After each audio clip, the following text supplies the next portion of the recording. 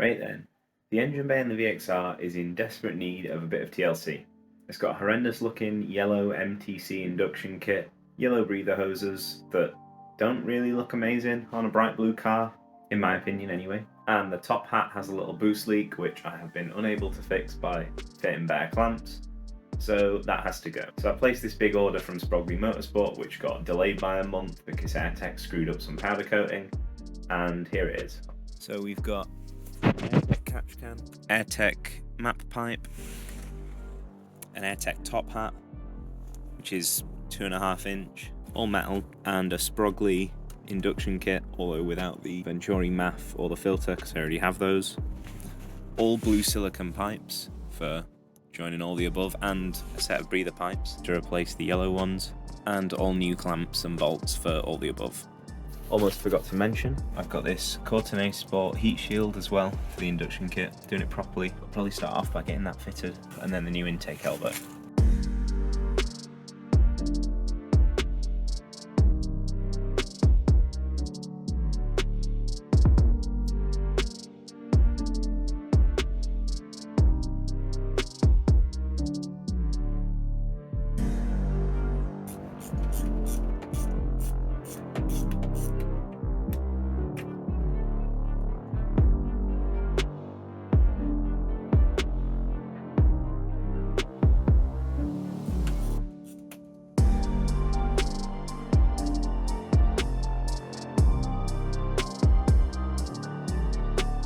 It looks like these instructions want you to take this aircon line bracket off. I'm assuming they think you just won't have aircon because race car life, but I still do for now. Yeah, and screw this bobbin into that. Can't see any other mount that looks like that, so I'm gonna go ahead with that.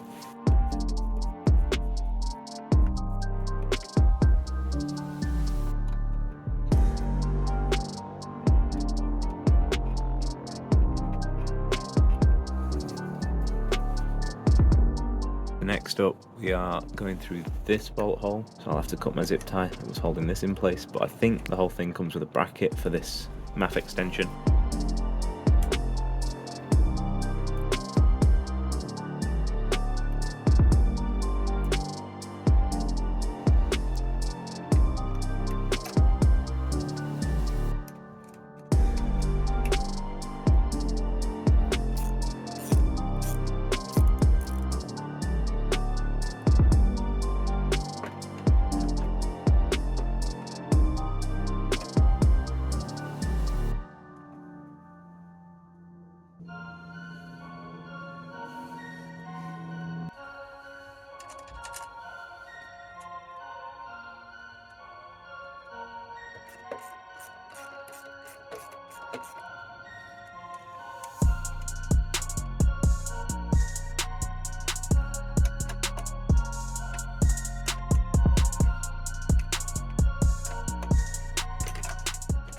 To be fair, it's pretty solid.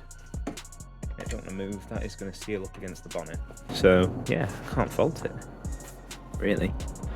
I've had to make a bit of a modification to the Airtec catch can. It really sucks when you're paying that much for stuff, but I guess they're not designed to work together, so can't fault either company. But yeah, I've bent the bracket down and to a 45-degree angle, so instead of picking up on the same bolt as the airbox, where it would file down here, it now picks up on this screw which holds the bonnet close switch. It should sit just like that. Silicone pipe just about still reaches. This breather should clear. Might take a bit more fiddling to get it perfect, but at least I still get to use it.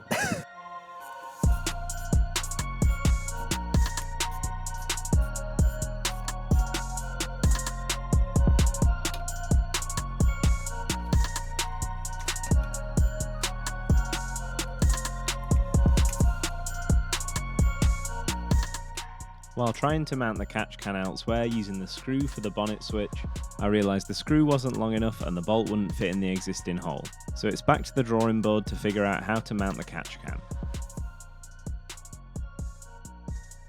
So I've ordered a riv nut set off Amazon, 38 quid. Should arrive tomorrow by 1 PM or so they say. I can get on with everything else until then, but I'm gonna have to drill out that hole a little bit wider stick a riv nut in it behind the bracket, not in front of it. That would be a bad idea. And then I can just screw the nut that came with the Airtec into it. So yeah, a bit more custom than I wanted, but if it works, it works. Can't really get away with not running a catch can and a breather setup, unless I just have a breather without the catch can, but that's kind of dumb because the new induction kit doesn't have a spot for the breather, which is good. I don't want oil in the intake, but yeah, I'll get on with fitting the intake.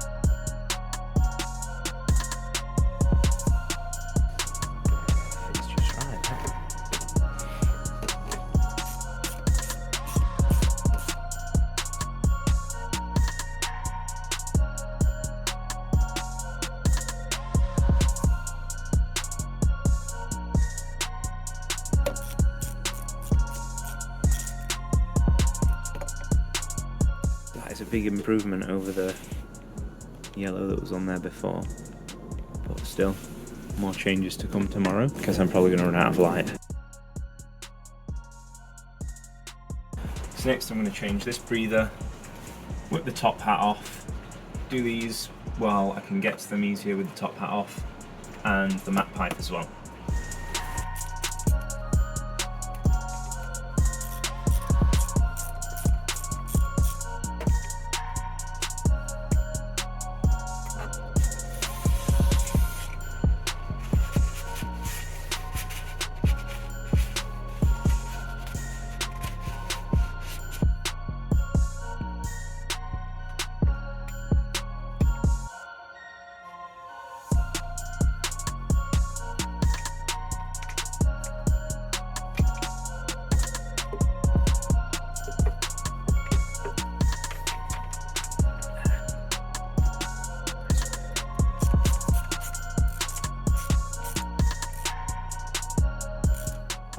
Again, don't want to go too tight, but plenty tight because these have always dripped oil on this car, as long as I've had anyway.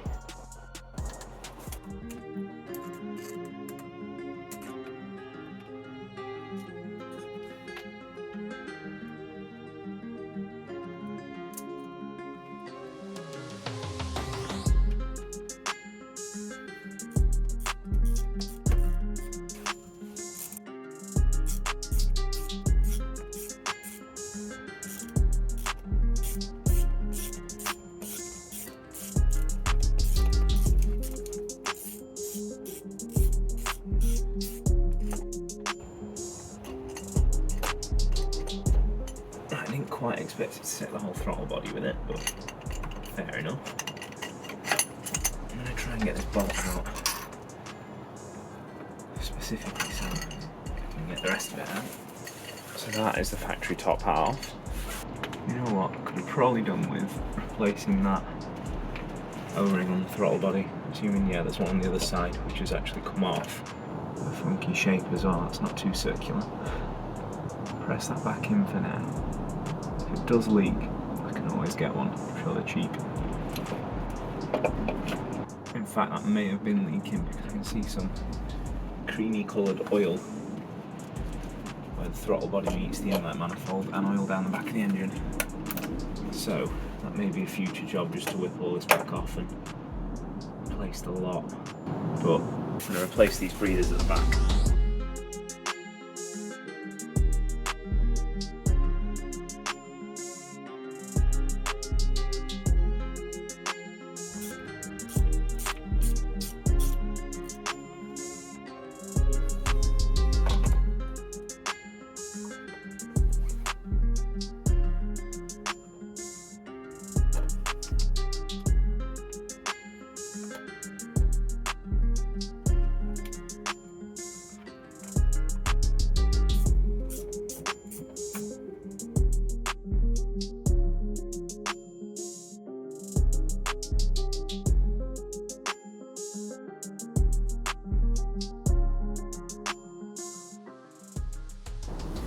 Let me just give it a clean up.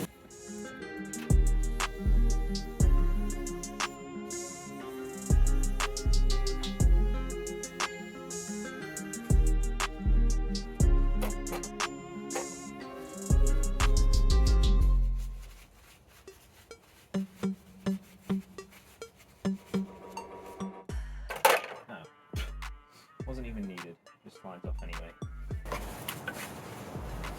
There we go.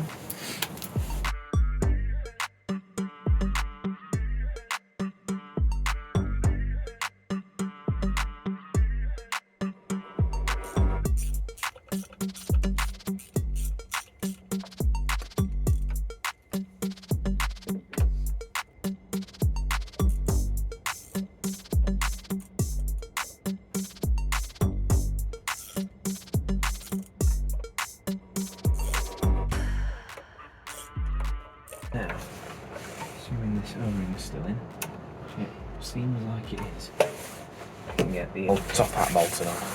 We're getting there. If that out of the way so you can see. We are getting there.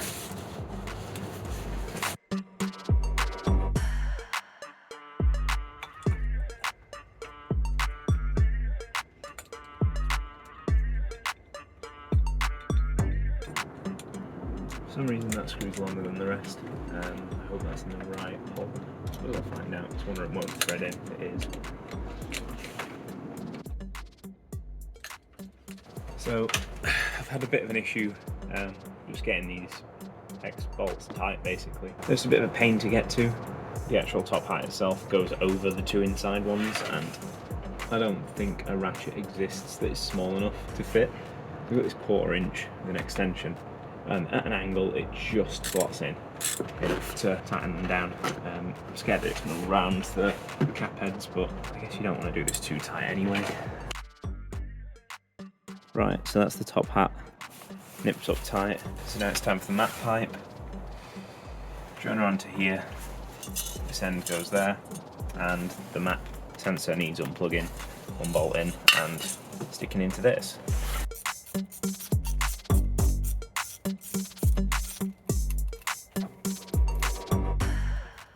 After wrestling with it for 5 minutes, I tried spraying some brake cleaner on the factory rubber joiner to loosen it off as it was stuck tight. There we go.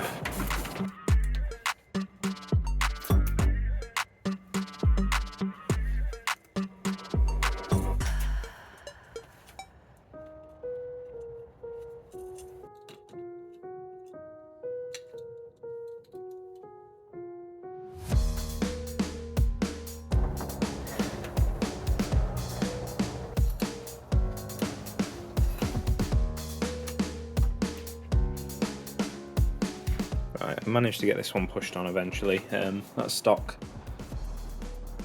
rubber pipe is just not big enough really to go over the 2.5 inch mat pipe. I guess, yeah, 1/2 inch bigger. It just goes, but it feels like you're going to split it. I have to use the stock hose clamp, and then I can get the two matching ones on this joiner up here when that goes on in a minute. Just need to get that tightened up and the joiner on. And then I'm done for the day until my riv nut tool comes tomorrow, so I can drill that out wider and stick like a M3 or M5, I don't know what size it is, riv nut in there, and get the catch can bolted on and all hooked up. Yeah, let's get on with it, get it finished.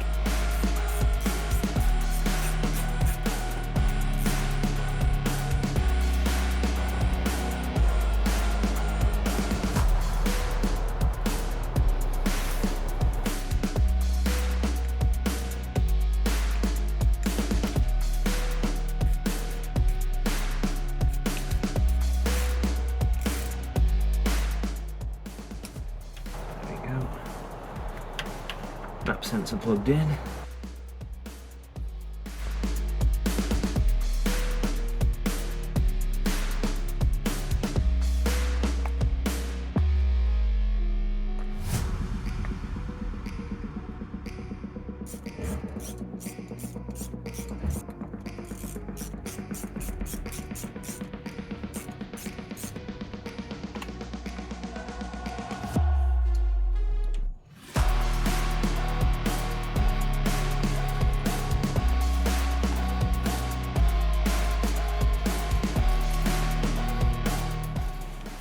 here's where we're at the end of the first couple of hours of tinkering. I'd say it's a damn sight better than when everything was yellow.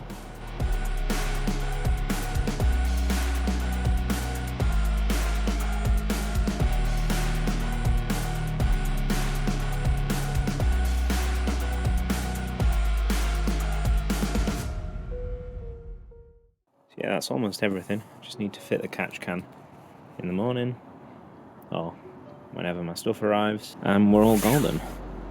Right, so while I'm waiting for Amazon to come so that I can finally attach the catch can, I thought I'd get rid of the last bit of yellow in the engine bay, which if you've got a VXR, you're probably familiar with this. Well, any Astra, any Vauxhall. The yellow coolant cap, dipstick which is hiding under there, so at least you can't see it, but I may as well do it all at once, and the screen wash cap. Now I've done this on the Vectra before, and the coolant cap and the dipstick dye black just fine, but the screen wash cap I had to spray paint and it cracked every time you opened it, so I don't know if I'm going to bother trying to dye it again, but everything at least behind the slam panel will be blue and black. No yellow, apart from, I don't know, it's not a sticker, but that's a bit obsessive. So yeah, I'm going to whip them off camera and show you how to do it.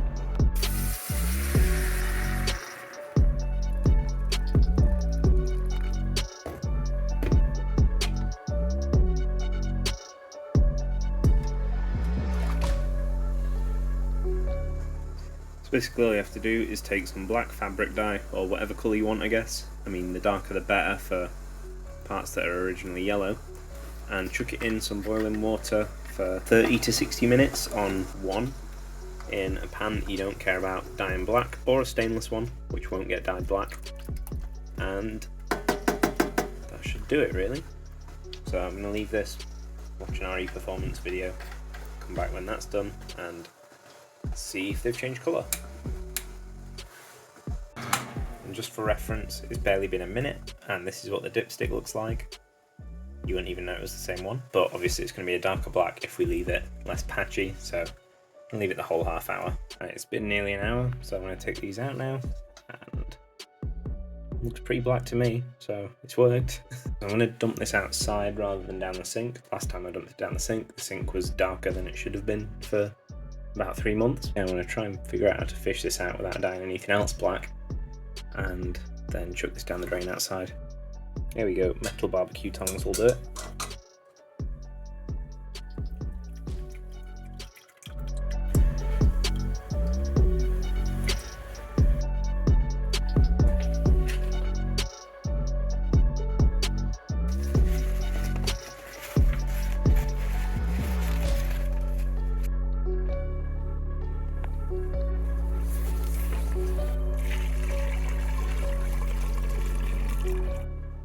Pretty sure that half of that pipe is now going to be a different colour to the rest of it, but there's a hose pipe ban, so I can't exactly rinse it.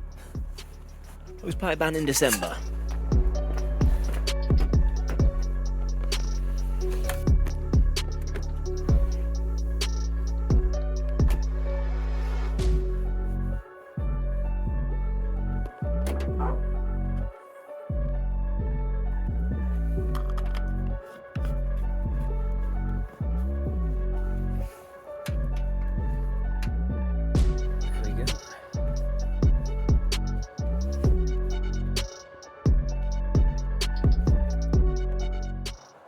So that's a definite improvement. I have to show it better in the morning when it's light out. And you can't see the dipstick anyway, but I thought I might as well. Right, it's the next day, my riv nut kit arrived. So this is a riv nut, and this is the tool you use to put it in. So I have to drill out this hole to slightly wider than the riv nut itself, so the riv nut can slot in. Then the riv nut threads onto the end of the tool, and you, with the handles spread apart, like that, stick it in there, squeeze it, and it pulls on the riv nut. So this part, which I've dropped. So as I was saying before I dropped it, the smooth part will bulge out behind the sheet metal that you press it into, and that holds it in, so it can never come back out, and you've got a nice nut in there to thread a bolt into.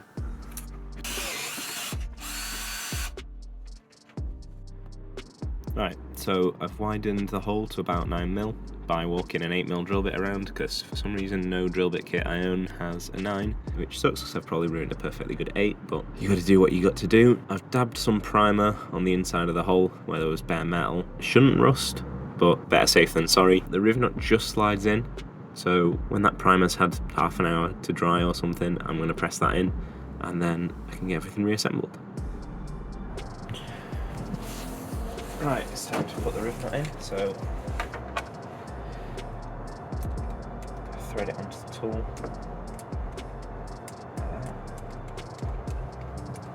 Slot it into the hole. And then squeeze.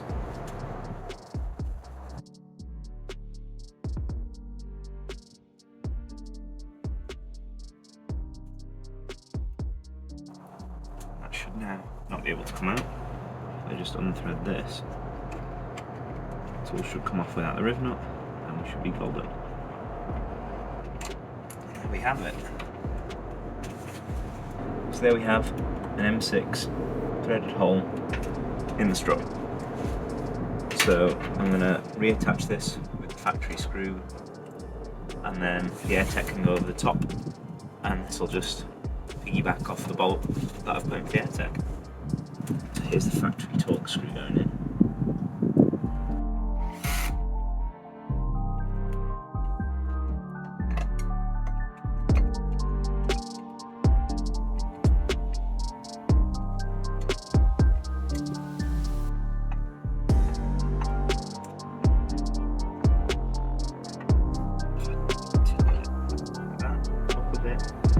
That's how it'll sit. Need something to tighten it down, I guess.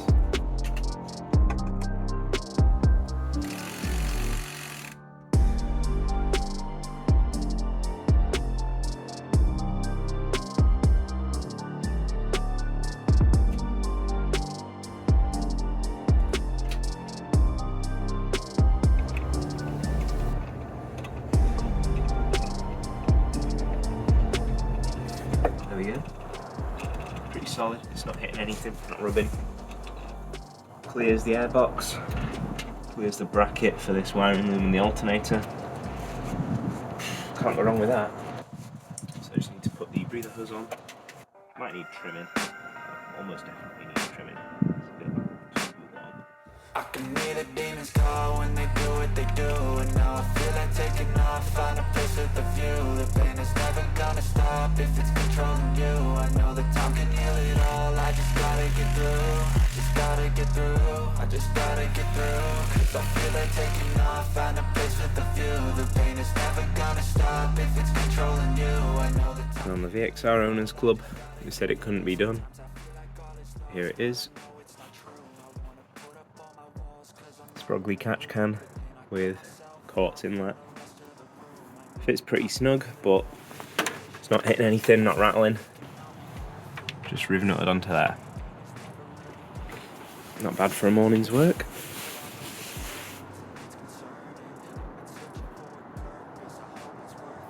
Oh yeah, and there's the coolant cap that I dyed yesterday. And just to go through how to get the bracket to fit, if anyone decides to do the same, you can bend this bit down by hand. It's really soft, really weak, probably from fatigue from welding. Then this bit you bend back up in a vise, and then leaving this bit in the vise, twist the whole lot like that, and it takes just a few test fits and retries, and you should be able to get the angle right, and then just twist it to adjust once it's bolted on there. Yeah, you'll not be able to see the dipstick under there, but if it was visible, it would look nicer. So anyone without crossover delete, that's worth doing. Probably 3D print a new cap, but I have to model it first, and I doubt I'll get around to that anytime soon. There we go, pretty much without any yellow. Looking a damn sight cleaner. So I'm going to see how it sounds with the new induction kit, with the bonnet open and bonnet closed probably.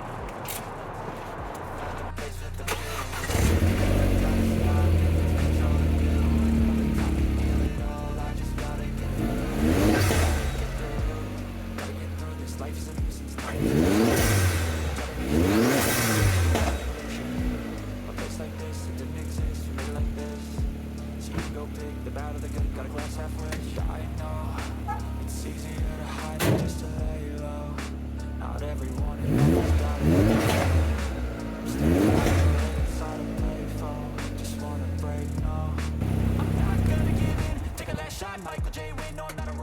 by the time you see this video, it's probably going to be the next thing for this car. It's booked in on the 12th for a 3.5 inch full custom exhaust from TSK Race Exhaust in York. I think that's what they're called anyway, I forgot. Which will be twin silenced and an actual sports car, so it passes emissions and should be nice and dailyable without sacrificing performance by adding silencers to a 3-inch. So yeah, if you want to see that, subscribe. The video will be up after Christmas because that's when I get the car back. Thanks for watching.